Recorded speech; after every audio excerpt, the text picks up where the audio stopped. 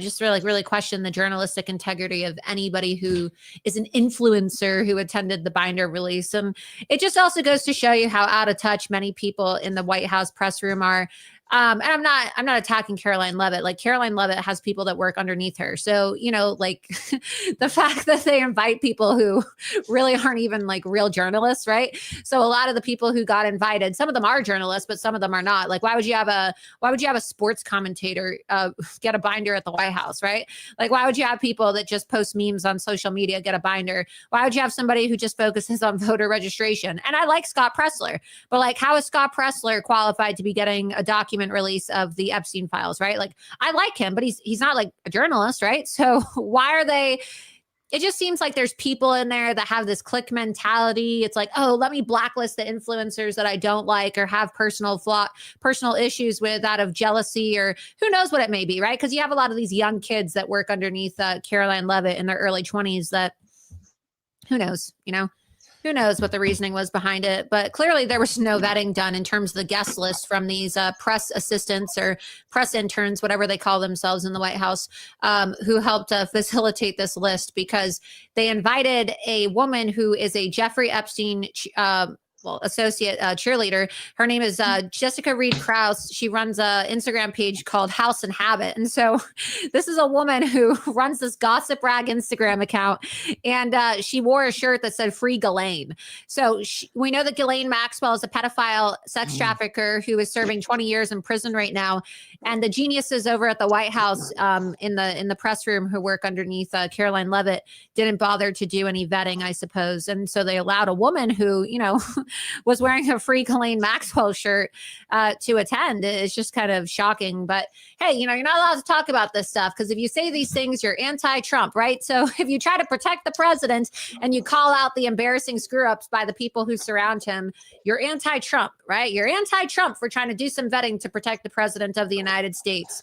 But you're not anti-Trump if you fuck up so badly that you cause a scandal and an embarrassment for the president. So it's just such a funny double standard, but whatever. People don't like facts. It doesn't matter whether you're a Republican or a Democrat. And, it doesn't matter whether you're a staffer in the Trump administration or the Biden administration. There's obviously a lot of people who have a problem with the truth. The left likes to call us like cult members a lot. But the reality is we're more critical of our own president, that we worked so hard to get in office. Well, I'm not criticizing Trump. Trump didn't know about this. Trump and Susie Wiles were not aware of this because, Pam Bondi didn't tell them. And then from what I was told by my sources in the White House, Pam Bondi lied and was dishonest with Susie Wiles and said that she had nothing to do with it, even though she's the one who prepared the binders. So they lied to Trump. They lied to Susie. They lied to the senior staffers in the White House. And then, it created this whole scandal. So I'm not criticizing President Trump. I want to make that very clear. I think that his judgment could be better when it comes to some of the people he hires and some of the people he surrounds himself with. I still love him. I'm criticizing people who are working with him. Not all of them, but some of the people who work for him who, in my opinion, don't do a good job vetting. And then they cry and they scream about me when I call it out, and they say, why is Laura Loomer attacking us? And it's like, well, why are you not doing your job? It goes both ways. Laura, my pinned tweet for years has been, we need to actually fulfill the campaign promises of Trump. We need to prosecute the deep state, lock them up. And Pam Bondi, her job is not to go on Fox News every day and do PR. Her job is to prosecute criminals.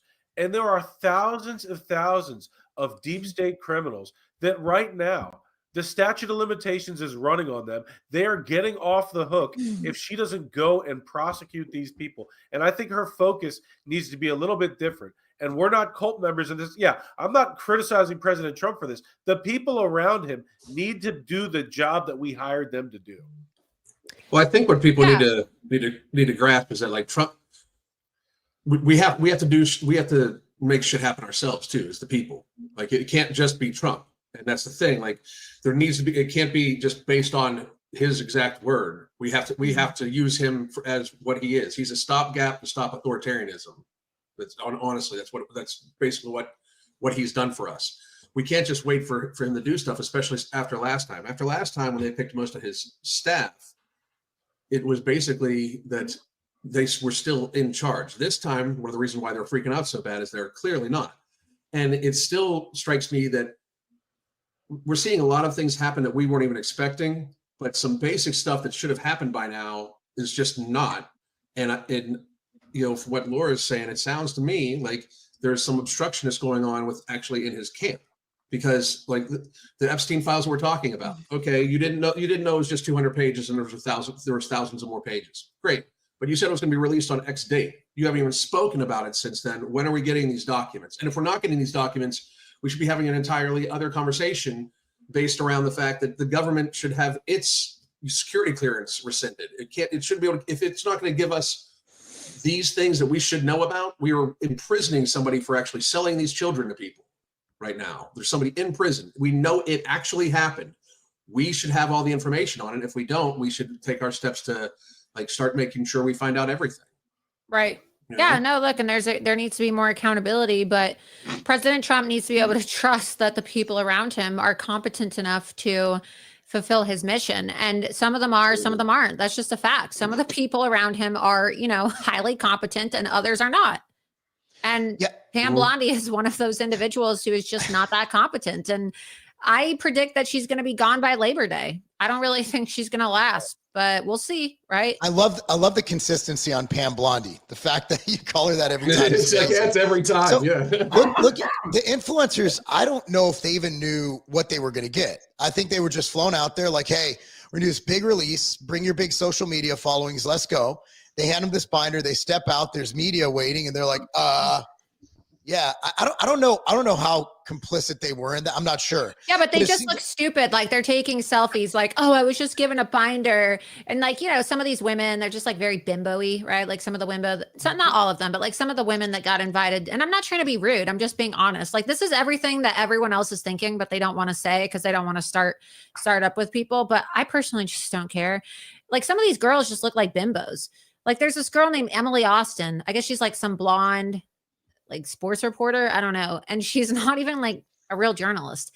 And she shows up and she's like wearing this kind of cleavagey shirt and short dress and, a black MAGA hat with like her lip filler. And she's like,